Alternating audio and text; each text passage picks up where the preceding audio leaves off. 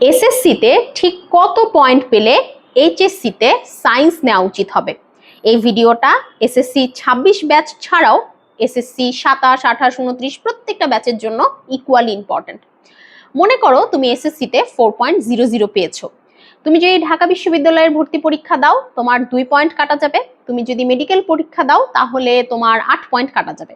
অর্থাৎ তোমার যদি জিপিএ 4.50 উপরে হয় দেখা যাবে মেডিকেলে তোমার 3 থেকে 4 মার্ক কাটা যাচ্ছে। এটা আমি শুধু এসএসসির হিসাব দিলাম। এইচএসসিতে যদি তুমি 5 না পাও তাহলে তোমার ওখানে সেম ভাবে দেখা যাবে ক্ষেত্র বিশেষে আরো বেশি মার্কও কাটা যেতে পারে, কারণ এসএসসি থেকে এইচএসসিতে পয়েন্ট কাউন্ট অনেক সময় বেশি থাকে ভর্তি পরীক্ষাগুলোতে। তো কথা হচ্ছে এই 2, 4, 8 মার্ক কি এত ডিফারেন্স ক্রিয়েট করে দিবে যে আমি ভর্তি পরীক্ষায় চান্স মিস করে ফেলবো? ভর্তি পরীক্ষায় পয়েন্ট সামথিং সামথিং মার্কও অনেক বেশি গুরুত্বপূর্ণ। এখন তুমি আমাকে বলতে পারো যে আপু পয়েন্ট সামথিং মার্ক গুরুত্বপূর্ণ, সবাই মানে ভর্তি পরীক্ষায় ম্যাক্সিমাম স্টুডেন্ট সেম পয়েন্ট পায়, তার উপরে আবার এসএসসি এইচএসসির অনেক সময় মার্কের উপর ডিপেন্ড করেও হচ্ছে পজিশন করা লাগে, এরকম সিচুয়েশনও ক্রিয়েট হয়ে যায়। সবই বুঝলাম, কিন্তু 100 মার্কের মধ্যে যে এমসিকিউ পরীক্ষাটা হবে আমি ওইখানে 100তে 100 পাবো, না হলে 90 প্লাস তো আমি পাবোই। বাকিটা তো 90 প্লাস পাবে না, অনেকে তো 60 পাবে, 70 পাবে, 80 পাবে, এরকম যারা পাবে তারাও কিন্তু চান্স পাচ্ছে। তো আমি ওইটা পাবো, কিন্তু কথা সেটা না। কথা হচ্ছে তুমি নিজেকে একটু প্রশ্ন করো তো, তোমার আজকের যে রেজাল্টটা হইছে এটা কেন হইছে? রিসেন্টলি ভিকারুননিসা স্কুলের একটা মেয়ে ইন্টারভিউতে বলছে যে আপনি কি আমাকে এসে আগে জিজ্ঞেস করছেন যে আমার বাবা আছে কিনা? আপনি তো ডাইরেক্ট আমাকে আমার রেজাল্টের কথা জিজ্ঞেস করছেন। আমার মেয়েটাকে দেখে এত ভাল লাগছে, মেয়েটা বলছে যে আমার বাবা বলে গিয়েছে, যে মেয়েটারই কথা এটা, যে আমার বাবা বলে গিয়েছে যে তোমাকে সবাই রেজাল্ট জিজ্ঞেস করবে, তুমি এই দুনিয়াতে থাকবা, দুনিয়াতে টিকতে হলে তোমাকে এগুলা নিয়েই টিকতে হবে, সো তুমি রেজাল্টটা ভালো করো, তুমি রেজাল্টের দিকে ফোকাস করো। হ্যাঁ, আমার মেয়েটাকে এত বেশি ম্যাচিওর লাগছে সেই জন্য আমি ভিডিওর মধ্যে ওই মেয়েটার কথা মেনশন করলাম। তো তুমি একটু নিজেকে চিন্তা করো যে তোমার লাইফে কি এমন কোনো ঘটনা ছিল নাকি জাস্ট তোমার গাফিলতির কারণে তুমি রেজাল্টটা খারাপ করছো? আমি তোমাদের সবসময় বলি না যে রেজাল্টই সাথে থাকবে? দেখো এখন কিন্তু সেটাই হচ্ছে, এইটা নিয়ে এত ঘাটাঘাটি হচ্ছে। তোমার কাছে সব থাকুক বা না থাকুক, তোমার মেইন ফোকাসটা এখন এই জায়গাটাতে।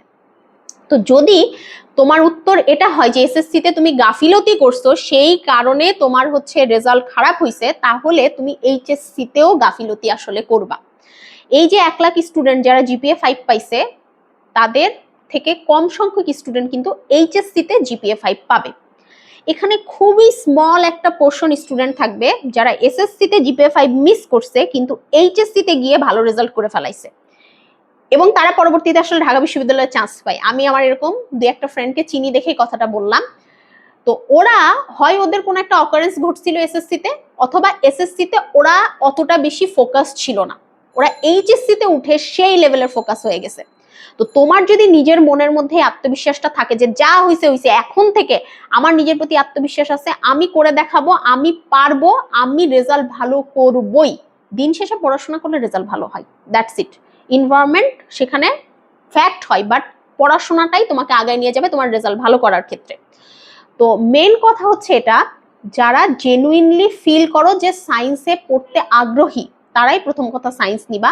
আমি ডাক্তার হব এই চিন্তা থেকে সায়েন্স নেওয়া যাবে না, আগে সায়েন্স পড়তে ভালো লাগতে হবে, তারপরে অনেক বিষয় আছে সেগুলো চিন্তা ভাবনা করে পরে ডাক্তার হও, সেটা নিয়ে কোনো সমস্যা নাই। বাট ওই থিঙ্কিংটা শুরুতেই মাথায় রাখা যাবে না। এইচএসসিতে উঠে সবার প্রথমে টার্গেট হচ্ছে এইচএসসি রেজাল্ট। এইচএসসিতে ভালো করলে অটোমেটিকলি সামনের দিনগুলো এমনিতেই ভালো হয়ে যাবে। এখন যারা 4.70 উপরে আছো তারা যদি পরিশ্রম করতে রাজি থাকো তাহলে সায়েন্স নিয়ে নিতে পারো, কোনো সমস্যা নাই। আর যারা 4.50 থেকে 4.70 মধ্যে আছো তারা সবচেয়ে বেশি বাজে সিচুয়েশনে আছো অ্যাকচুয়ালি।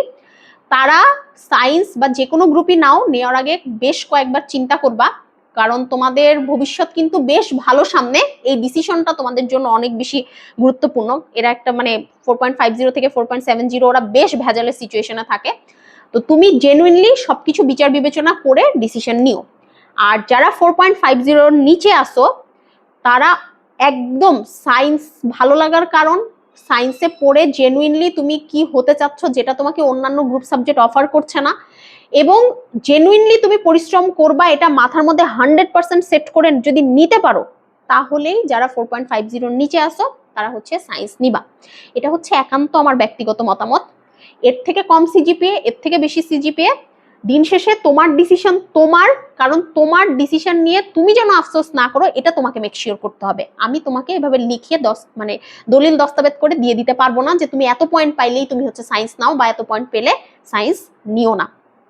আর আমার পার্সোনাল কথা যদি বলি, মেডিকেল টার্গেট থাকা খুবই ভালো কথা, বাট সবাই মেডিকেলে চান্স পাবে না, এটা বাস্তবতা। তো যারা ব্যাকআপ হিসাবে ভার্সিটি হচ্ছে রাখো বা না রাখো ডাজেন্ট ম্যাটার, আমি আমার কোর্সের স্টুডেন্টদেরকে সবসময় ব্যাকআপে ভার্সিটির পড়াটা আসলে ওদেরকে আমি পড়াই দিই।